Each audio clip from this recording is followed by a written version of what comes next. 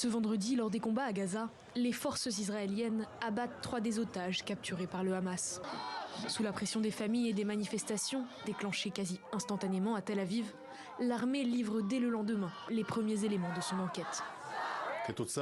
Au cours des recherches et des contrôles effectués dans la zone où l'incident s'est produit, des soupçons sont apparus quant à l'identité des personnes décédées.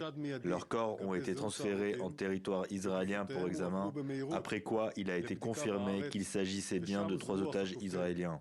Comme le rapporte le journal Haaretz, les faits se déroulent à Shujaya, un quartier de l'est de Gaza, où l'armée israélienne subit ses pertes les plus importantes. Les rues sont densément bâties, les embuscades nombreuses. Un soldat, posté en haut d'un immeuble, repère 3 hommes. L'un d'eux porte un drapeau blanc.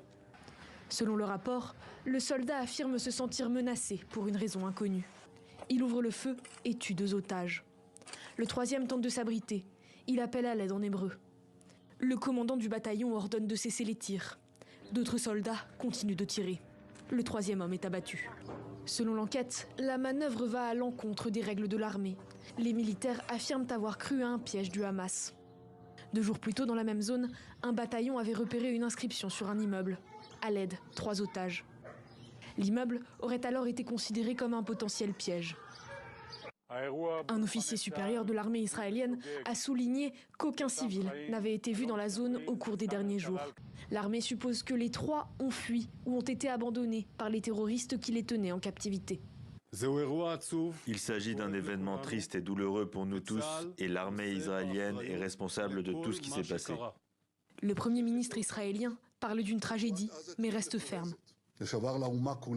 Nous sommes de tout cœur avec les familles en ce moment de grand chagrin. Seule la poursuite de la pression militaire permettra la libération de tous nos otages. Les orientations que je donne à l'équipe de négociation sont basées sur cette pression et sans elle, nous n'avons rien. Ces décès portent à 22 le nombre d'otages dont la mort a été confirmée. 129 restent captifs sans qu'il soit possible de savoir s'ils sont encore vivants.